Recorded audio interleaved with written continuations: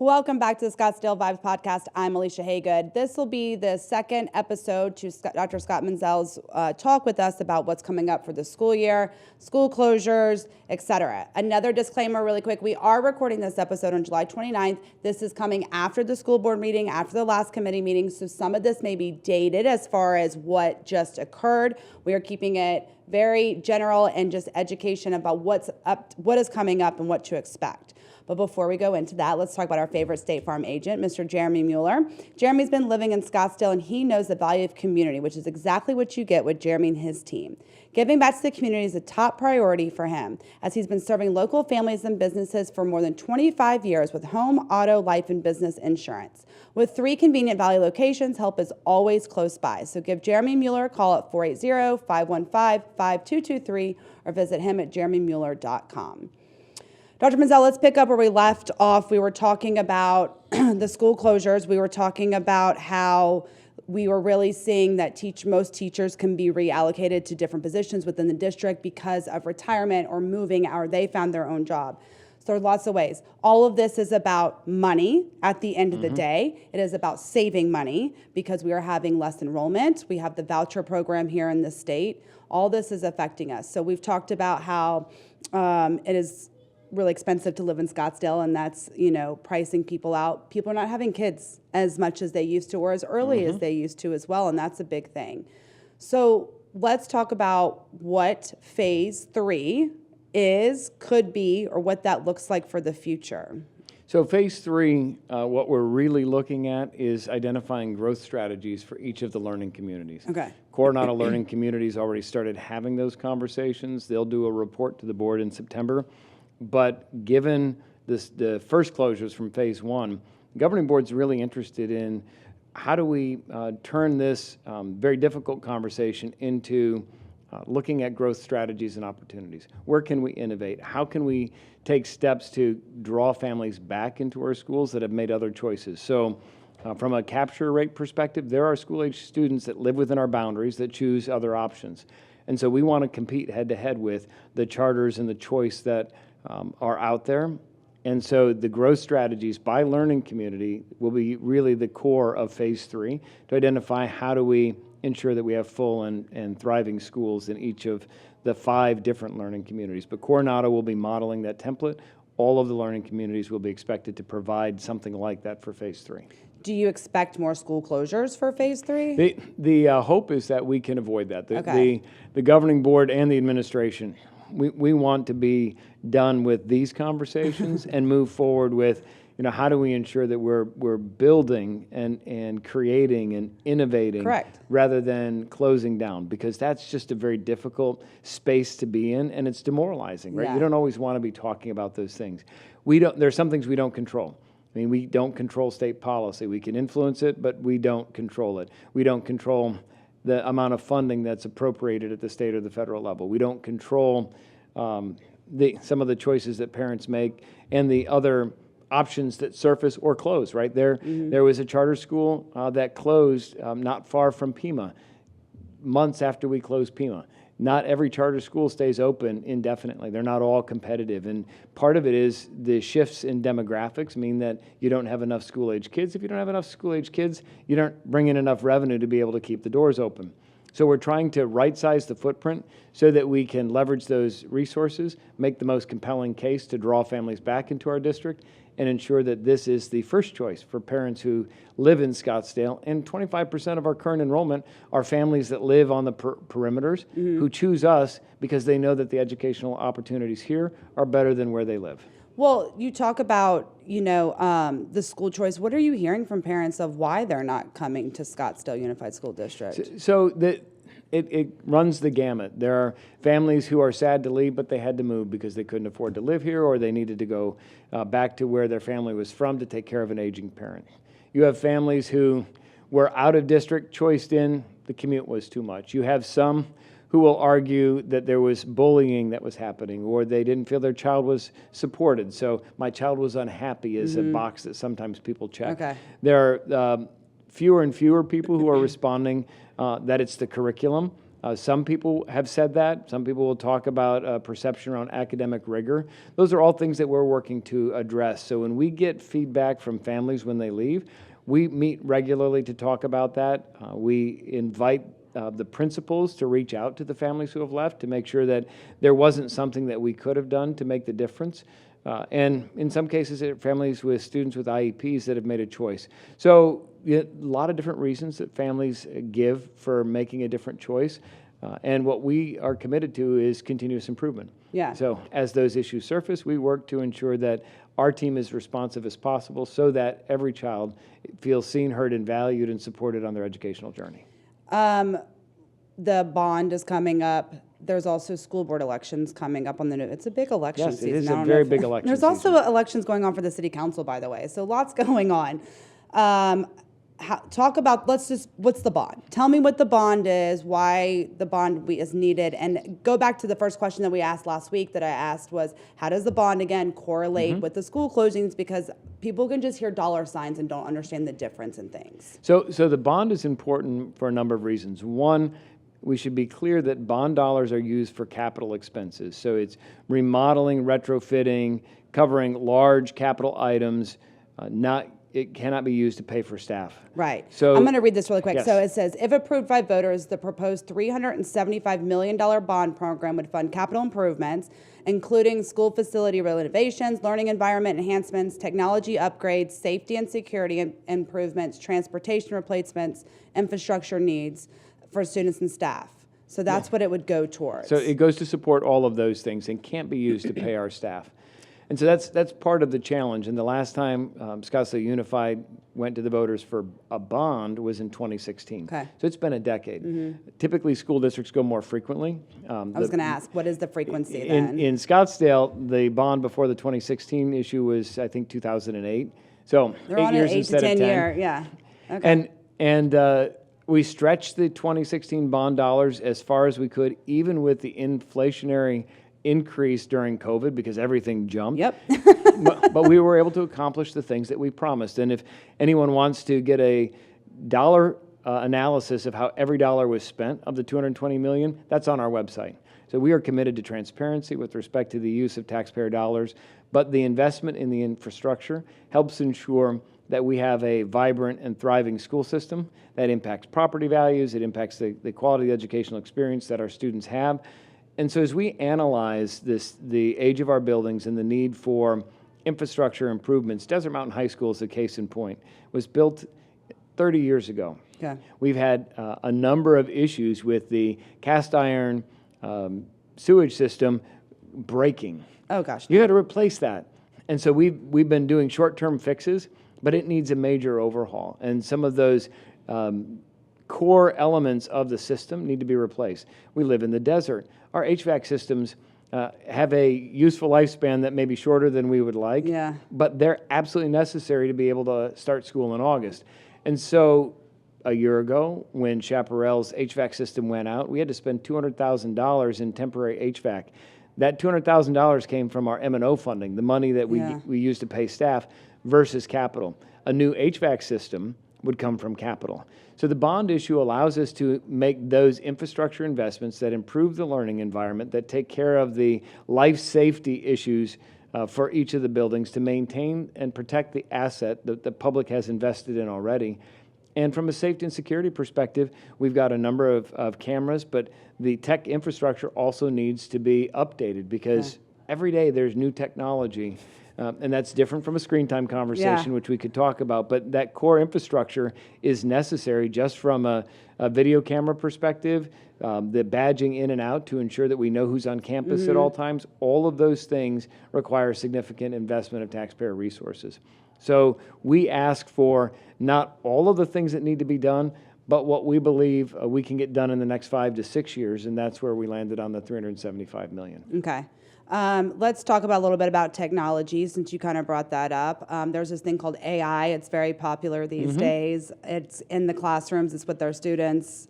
My 12-year-old can teach me things that annoys me, right? So let's talk about curriculum. You said that that was a concern for some parents. I want to know how we are changing curriculum, how we're moving forward, and with technology and AI, how are we working this into making sure that our kids are working on the Capitol and going to Ivy League schools and competing with the best of the best in any state? So in Arizona, when governing boards adopt curriculum, there has to be a formal process with a committee that's convened subject to open meeting law.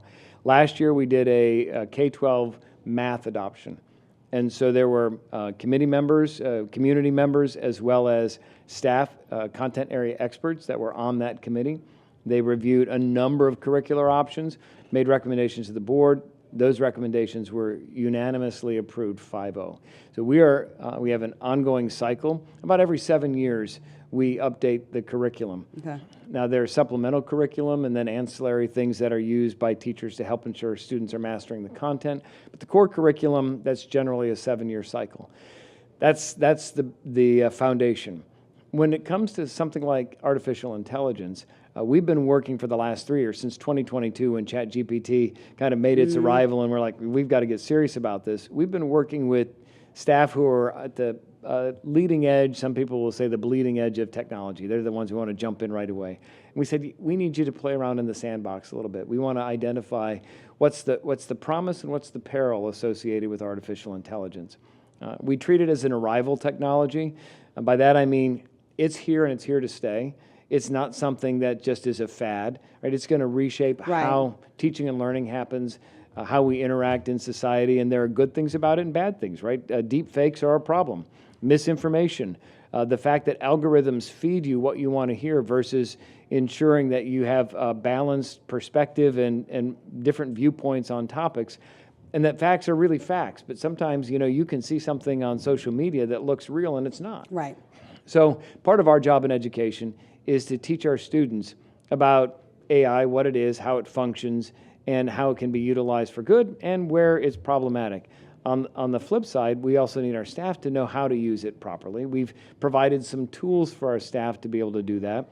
We can realize operational efficiencies with use of AI because you can put some things in place in terms of agents that allow you to do things more quickly. I can take survey feedback from staff or the community, put it into AI, and in seconds have a very thoughtful analysis of that feedback. Something that would have taken hours for people to do manually now gets done very quickly. That I do love about it. So it's finding the right balance. It's not throwing the baby out with the bathwater, but also recognizing that if students don't engage in productive struggle, they're not going to learn. So the biggest risk from an educational perspective is that we offload the learning. If people just default to the technology to get every answer and they don't struggle, and for some of us who maybe struggled in math, and some will even say they're not math people, that struggle is really important. It builds capacity in your brain the same way that when you're doing weightlifting, you've got to push the muscle to the point of failure in order to build the muscle. But then you can do more and more over time. The same is true for your mental capacity and your intellectual growth. You've got to push that. You have to have some level of productive struggle. And so that's our focus, is to say, here are times when AI is appropriate, and here's an appropriate way to use it, both for staff and students. And there are times where we really need to not use the technology and engage in the productive struggle. Students who start working on a topic without AI and then use it as a critical friend do better and remember the information longer than if they just start with AI. And so thinking intentionally about how we utilize it to leverage the tool for accelerated growth without undermining the productive struggle that's necessary for true academic gains, that's kind of the sweet spot. Good luck with that.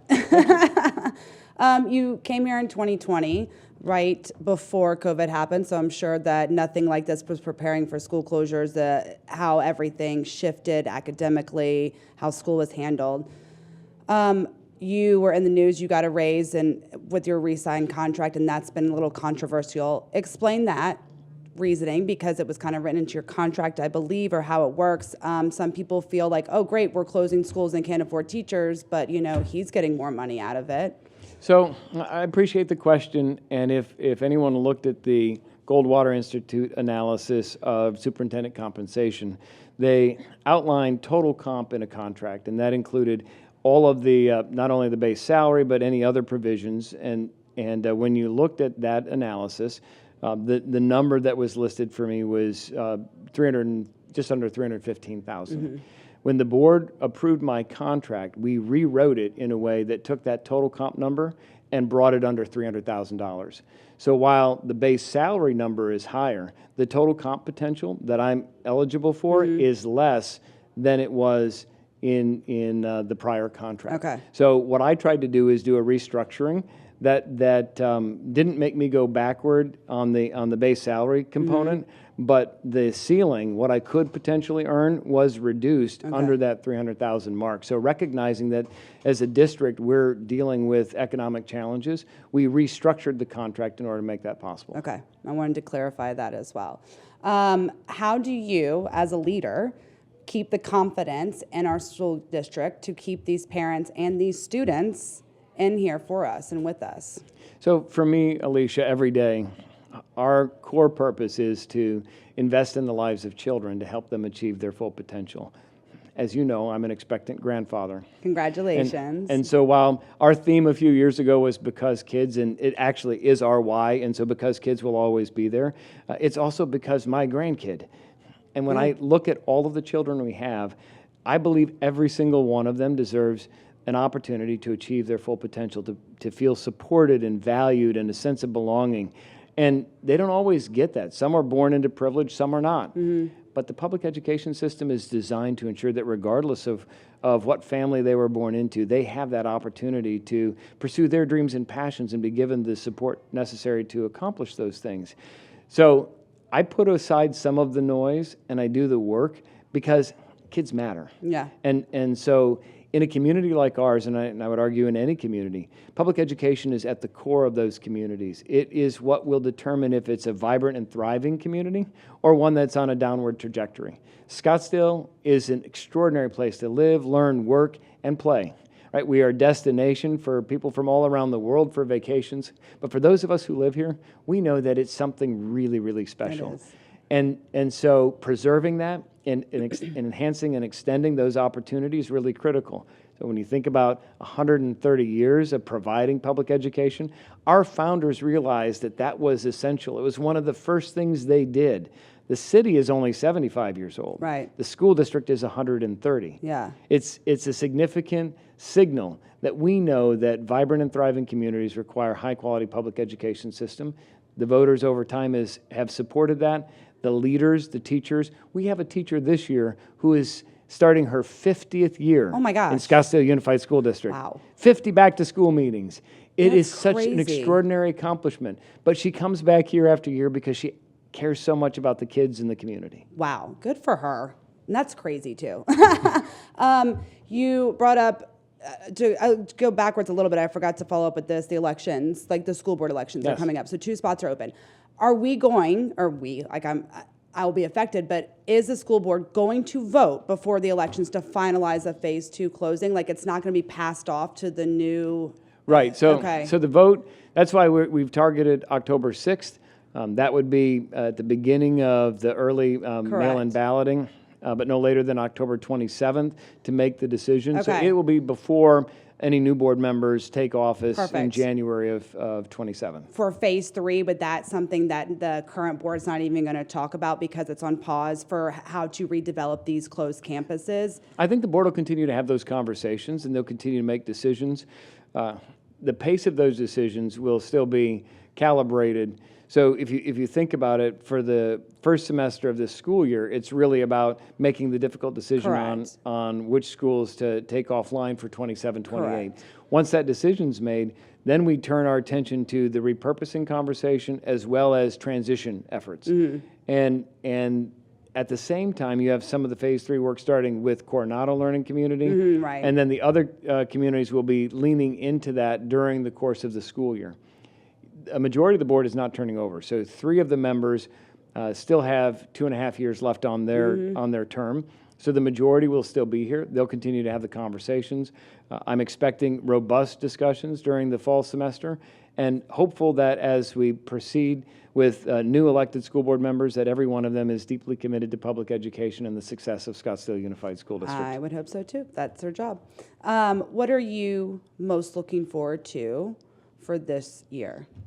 And I'm going to go with the obvious, like maybe having these conversations being over the school closings, but like what are you most looking forward to outside of the legacy, outside of the 135th anniversary as an individual?